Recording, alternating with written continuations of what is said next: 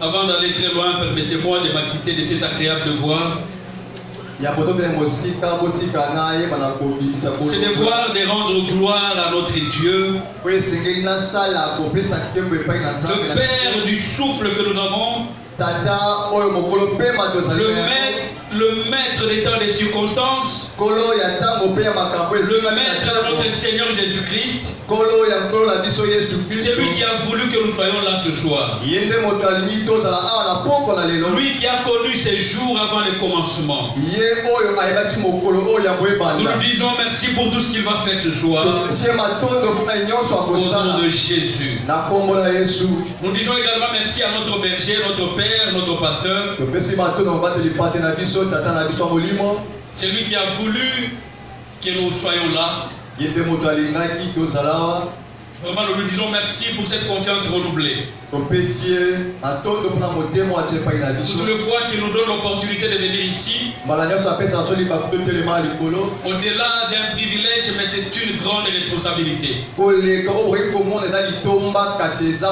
Ça n'a jamais été un acquis de passer devant et de transmettre fidèlement la parole de Dieu. Vraiment, je dis merci à notre berger.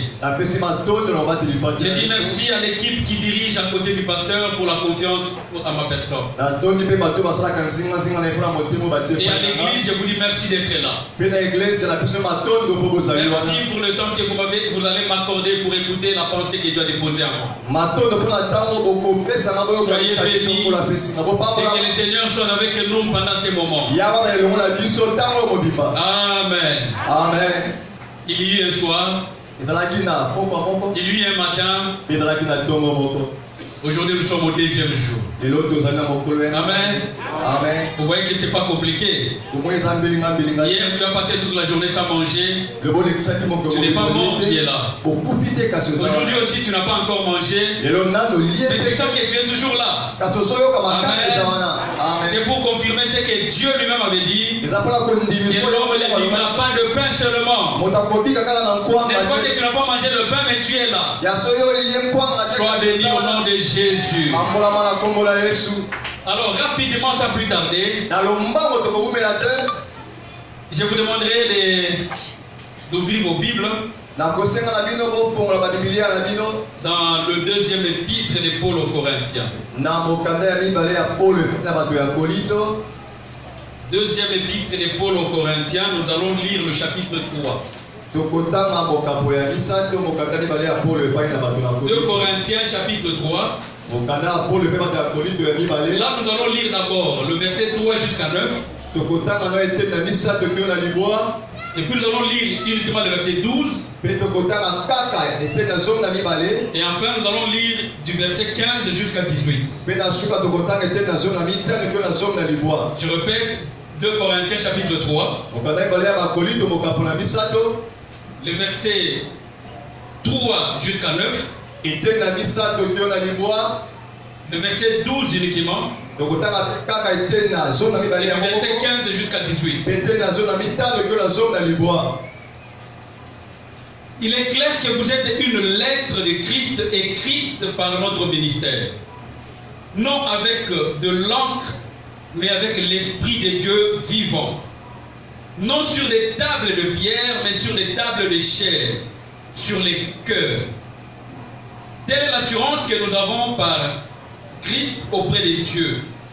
Je ne dis pas que nous soyons capables par nous-mêmes de concevoir quelque chose comme si cela venait de nous. Notre capacité, au contraire, vient de Dieu. Il nous a aussi rendus capables d'être serviteurs d'une alliance nouvelle.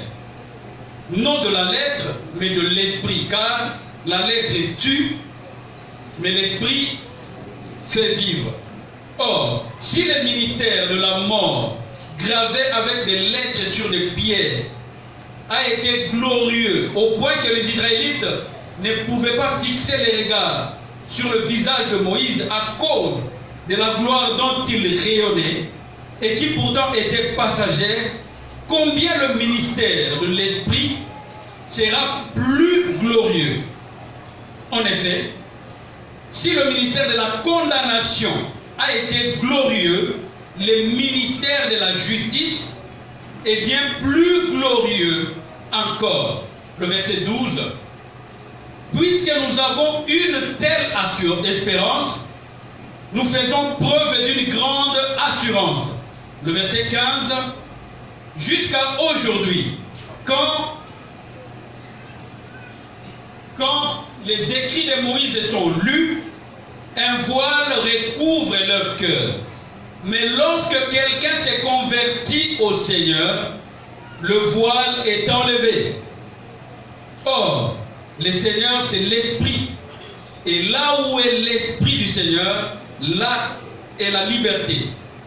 Nous tous qui, sans voile sur le visage, contemplons comme dans un miroir la gloire du Seigneur. Nous sommes transformés à son image, et gloire en gloire, par l'Esprit du Seigneur. Amen. Amen. Amen. Amen. Je l'ai annoncé hier, je dis qu'aujourd'hui, le thème que Dieu a déposé dans mon cœur pour partager ensemble, les sous-thèmes d'aujourd'hui,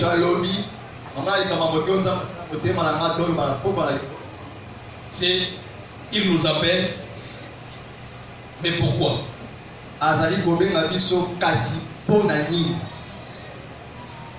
Pourquoi ce thème? Parce que le grand thème de cette retraite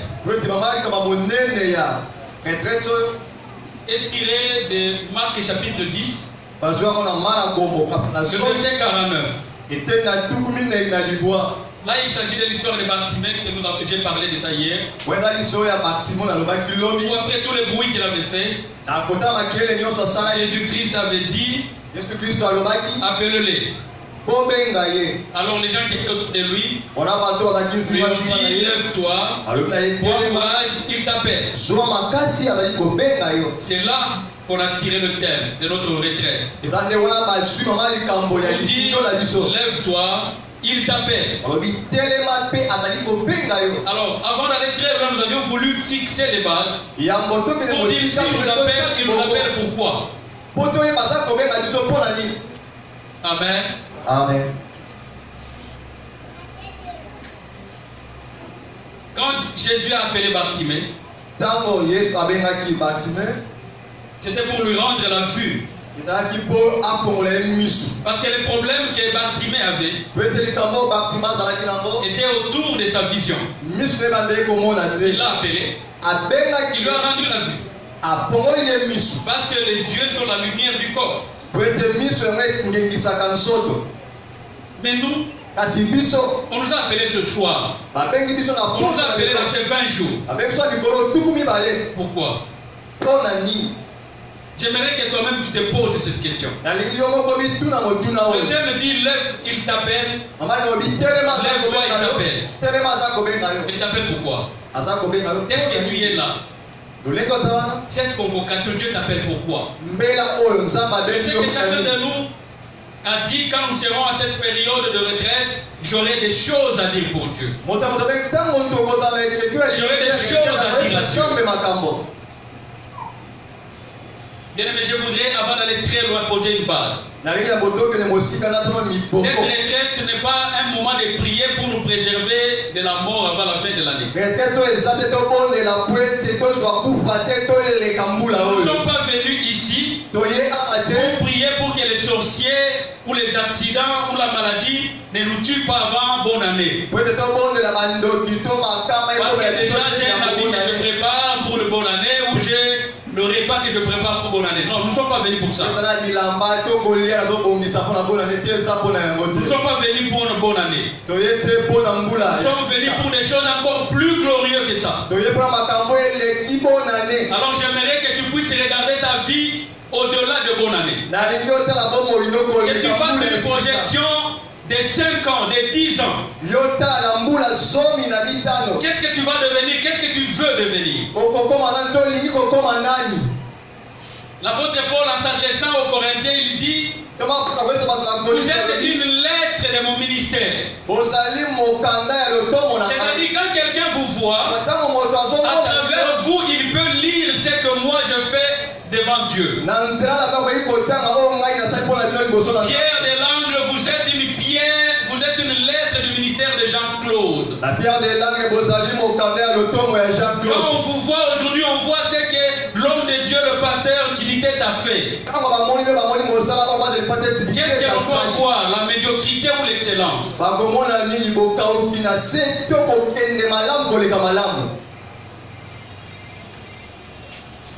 Une lettre, endroit. Quand on parle du principe de l'administration de la preuve, une lettre fait partie des témoignages. Parce que l'objectif de notre Dieu, il a dit dans Actes des Apôtres, le premier chapitre au 8e verset, c'était les dernières minutes de Jésus sur la terre. Jésus dit ceci: vous recevrez la puissance, le Saint-Esprit descendra sur vous et vous serez mes témoins. Un témoin, c'est une preuve. Un témoin, c'est une preuve. Quand il y a un problème, on peut appeler un témoin pour lui dire, dites-nous nous comment ça s'est passé. Et les témoins peuvent prouver que ce n'est pas tel qui a commencé par gifler l'autre, mais c'est tel qui a commencé. Et Jésus veut que nous soyons cette preuve à travers le monde. Quand le monde nous voit, il dit que ces gens ont croisé Jésus. En parlant de lettres, une lettre peut contenir la mort. Quand nous lisons dans le livre de 2 Samuel, le chapitre 11, à partir du 14e verset jusqu'au 17e, on voit un homme à qui on a remis une lettre. Mais dans cette lettre, on avait écrit la sentence de sa mort. Et la personne est allée avec la lettre qui contenait sa propre mort. Combien de vies entre nous ici, nous marchons avec la mort en nous. Tu marches avec toutes sortes de condamnations. Tu marches avec toutes sortes de malédictions. Et tu n'es même pas conscient de cela. Mais aussi longtemps que tu ne resteras pas à côté de l'excellence, tu ne sauras pas c'est quoi le niveau de ta vie. Et si tu es né dans une petite maison où si tu entres seulement c'est fini, tu ne sauras pas que d'autres peuvent avoir des maisons où il y a des chambres. Il suffit de rencontrer une lumière. Et c'est cette lumière qui peut te permettre de comprendre. Et là où j'étais, ce n'était pas un endroit qu'il fallait. C'est pourquoi l'apôtre Paul, en parlant aux Corinthiens, il dit ceci: vous êtes une lettre de mon ministère. Il développe sa sentence. Mais quelque part il dit la lettre tue, mais c'est l'esprit qui vivifie. Une lettre c'est bien. Je ne veux pas entrer dans l'exégèse de tout le chapitre. Bien aimé, la lettre c'est bien, mais sans l'esprit c'est rien. Bien aimé, ta vie telle qu'elle est là, sans l'esprit de Dieu c'est rien. Bien aimé, tu peux être là, c'est l'esprit qui révèle. Voilà pourquoi je mets un accent sur la révélation. Bien aimé, Dieu, quand il a envoyé le Saint-Esprit, les jours où Pierre parlait des fonctions que le Saint-Esprit remplirait, parmi ces fonctions, il a parlé de la révélation. Dans le livre des Actes des Apôtres, chapitre 2, à partir du verset 17, il dit c'est ici ce qu'annonçait le prophète Joël. Dans les derniers jours, le Saint-Esprit descendra sur vous. Vos jeunes gens prophétiseraient. Vos vieillards auront des songes. Et ainsi de suite. Les visions, les prophéties font partie des dons de révélation. Ce n'est pas pour rien que dans les temps de la fin, Dieu a voulu qu'il y ait la révélation. L'église est conduite par la révélation. L'église ne marche pas sans la révélation. Ce thème, si notre berger nous a donné ce thème, parce qu'il a été révélé. Mais pourquoi tu vas marcher ta vie sans être révélé? Amen. Amen. Bien aimé, je voudrais que quand tu entres dans ce programme, que tu sortes avec la révélation de ta vie. Bien aimé, que tu ne t'attends pas dans ta vie. Un jour, je parlais avec mes chefs au bureau. Je leur ai dit, dans la vie des hommes sur la terre, il y a deux choses. D'un côté, il y a la carrière que l'on doit mener. Et de l'autre côté, il y a l'appel que l'on doit mener. Bien aimé, il faut connaître ta carrière et tu dois connaître ton appel. Ta destinée ne doit pas être cachée en toi, ça doit être manifesté. Amen. Amen. Si Dieu t'a parlé du mariage, le mariage n'est pas ta destinée. Le mariage, c'est un canal pour manifester ta destinée. Le travail ne peut pas être ta destinée. Le travail doit être un canal pour manifester ta destinée.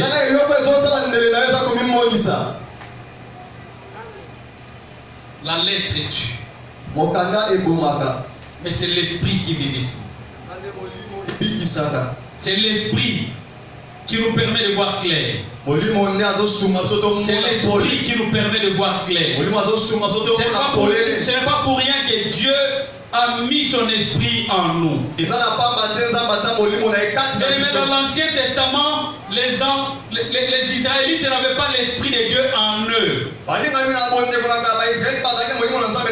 grands Moïse qui parlait avec Dieu face à face, il n'avait pas le Saint-Esprit en lui, mais il avait le Saint-Esprit sur lui. Mais dans cette génération, dans l'église, nous avons la grâce d'avoir l'Esprit de Dieu en nous. Cet esprit qui rend en nous le témoignage que nous sommes enfants de Dieu. Et cet esprit qui nous permet de voir au-delà. En parlant de Moïse, l'apôtre Paul parle, il dit, le ministère manifesté par Moïse avait une gloire passagère.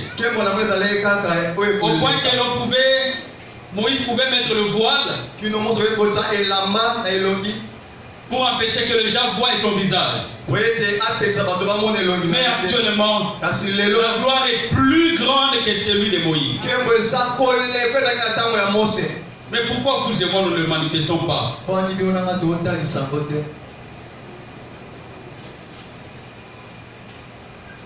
Dans l'épître de Paul aux Corinthiens, chapitre 3, le verset 16 que nous avons lu, du 16 jusqu'au 18, dans la traduction français courante, il est écrit: mais lorsque quelqu'un s'est converti au Seigneur, le voile est enlevé. Or, le Seigneur, c'est l'Esprit. Et là où est l'Esprit de Dieu, là est la liberté.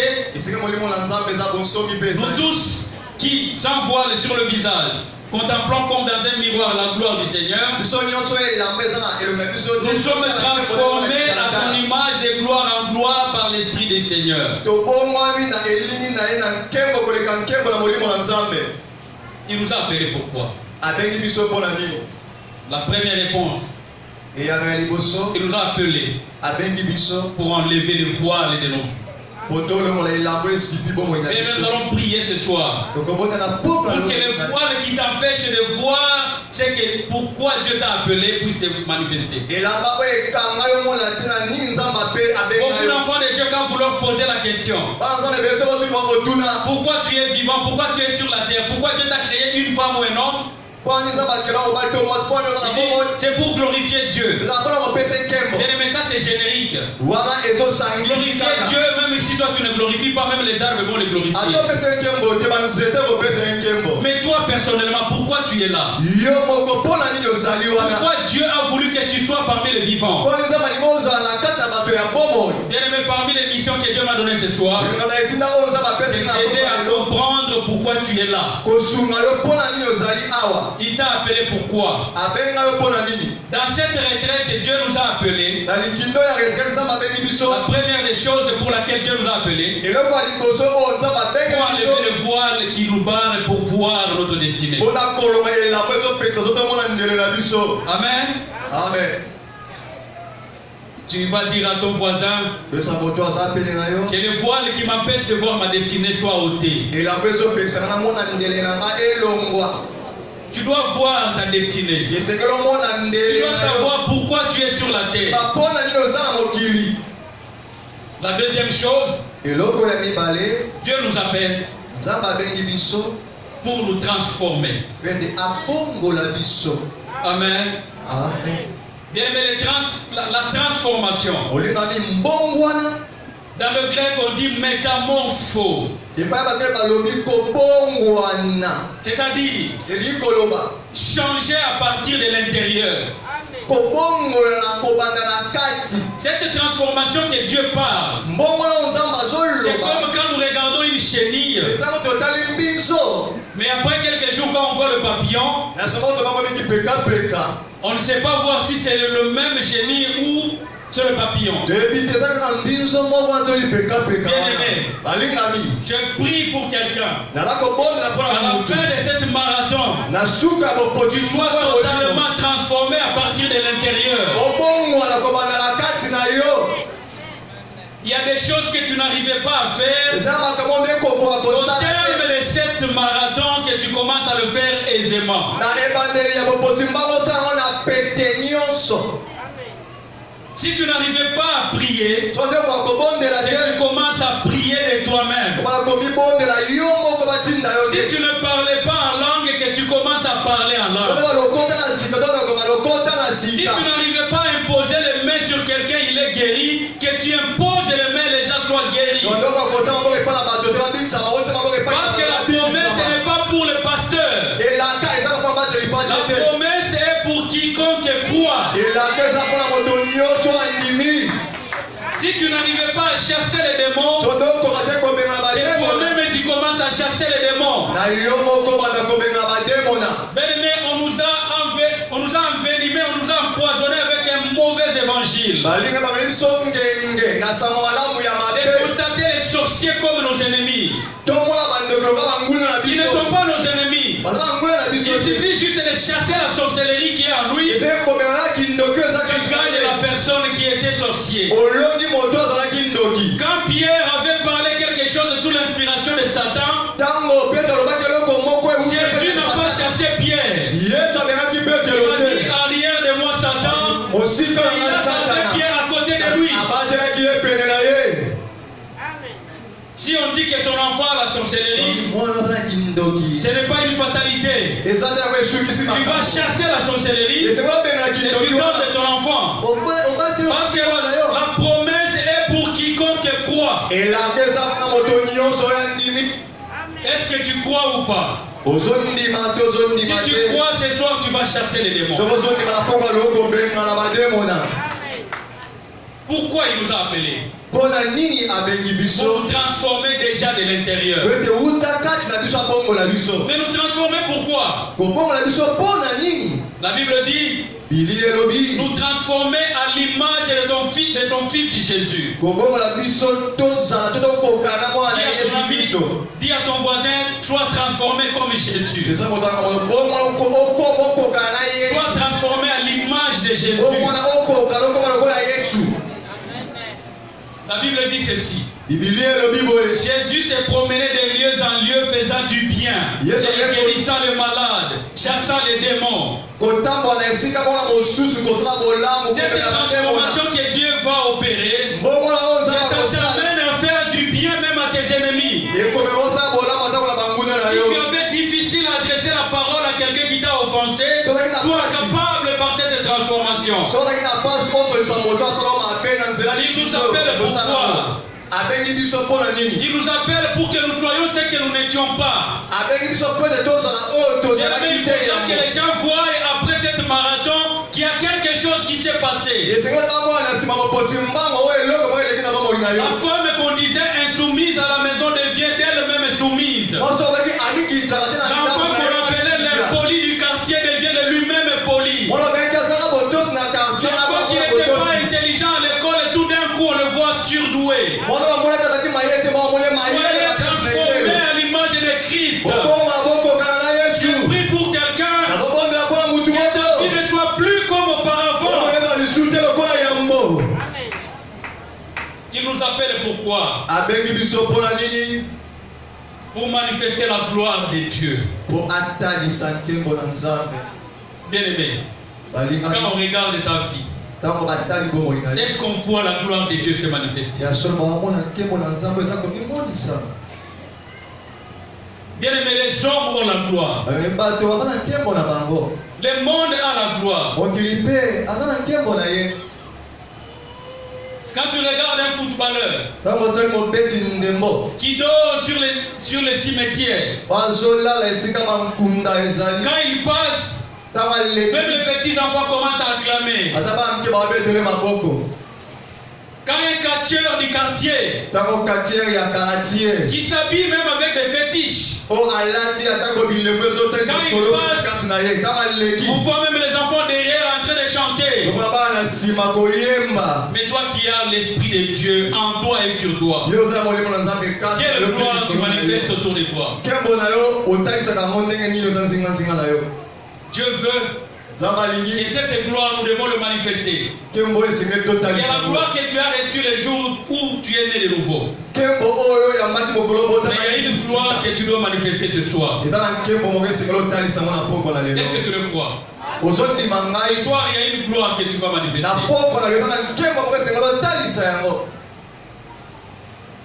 Tu sais, quand le diable est venu tenter Jésus, il lui dit, si tu te prosternes devant moi, je te donnerai tous ces royaumes et leur gloire.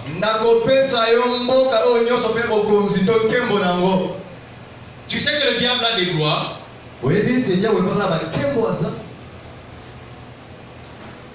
On voit nos politiciens, on voit nos professeurs, on voit des gens qui invoquent les démons qui ont des gloires, n'est-ce pas? Ça vient du diable. Mais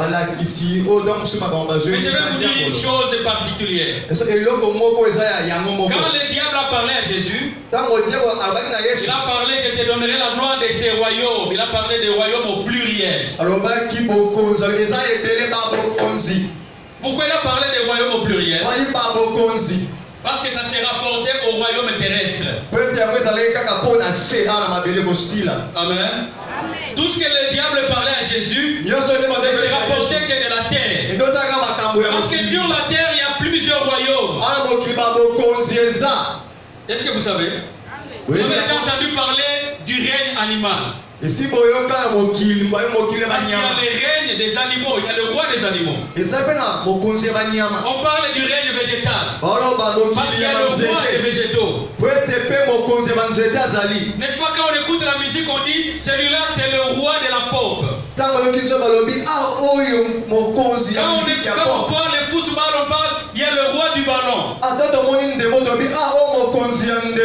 Quand le diable parlait à Jésus, il s'agissait de ces royaumes-là. Parce que c'était le pouvoir que Dieu avait donné à Adam. Parce que Dieu avait donné à Adam le pouvoir de dominer sur la terre. D'être le roi de tous les royaumes de la terre. De tous les royaumes de la terre. Mais quand Jésus a parlé, il n'a pas parlé des royaumes au pluriel. Il a parlé du royaume des cieux. Un seul royaume. Ce royaume englobe tous les autres royaumes. Jésus avait une vision plus grande que le diable. Alors que le diable voyait la terre, Jésus voyait l'univers. Il y a la terre et les cieux. Alors j'aimerais quand tu vas prier, il faut voir comme Jésus. Que tu aies la vision comme Jésus. Alors que le diable avait une vision focalisée sur la terre. Nous avons une vision qui voit au-delà. Tu ne verras jamais l'occultiste parler de l'après la mort. Tu ne verras jamais quelqu'un qui fait des fétiches parler de la vie après la mort. Parce qu'ils ont toujours la peur de la mort. Pour eux, la mort c'est une fatalité. Mais nous savons qu'il y a de l'espérance qui va au-delà de la vie physique. Tout celui qui est né de nouveau, il sait que sa vie ne se limite pas aujourd'hui. S'il part aujourd'hui, il y a une vie qui l'attend après. C'est pourquoi baptisé. Mais après, il est allé souffrir. Mais Lazare avait l'espérance. Sa vie a continué après. Et après, c'était la gloire. Je dis à quelqu'un, ne regarde pas ce qui se passe autour de toi. Quand ta vie va au-delà du physique,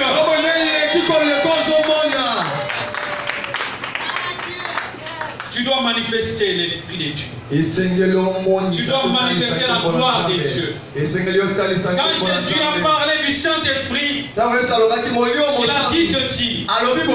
Le Saint-Esprit, vous recevrez une puissance.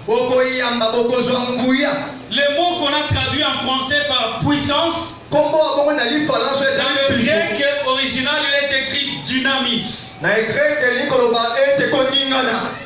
Dynamis, c'est ce qu'on dit en français dynamite. Dynamite, en français facile, c'est une bombe.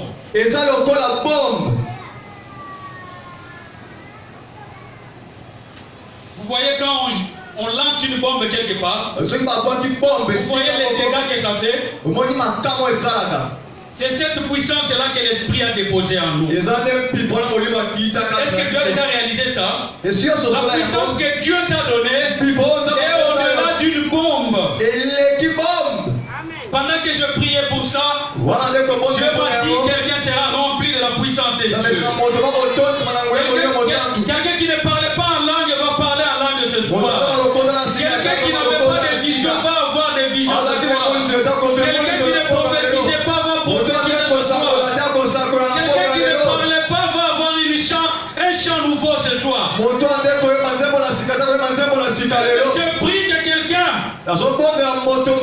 depuis qu'il est dans le Seigneur, n'a jamais vu les choses du ciel. Il commence à voir les visions du ciel. Je dis à quelqu'un, le ciel est ouvert ce soir. Le ciel est ouvert ce soir.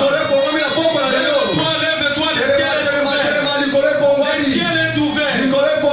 Le ciel est ouvert.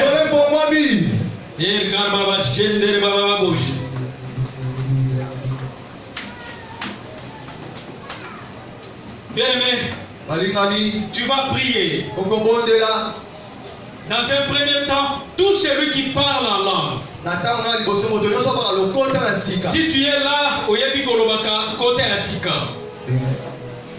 je te demande juste de lever les mains et de fermer les yeux. Je demande à toute l'assemblée de fermer les yeux et de lever les mains.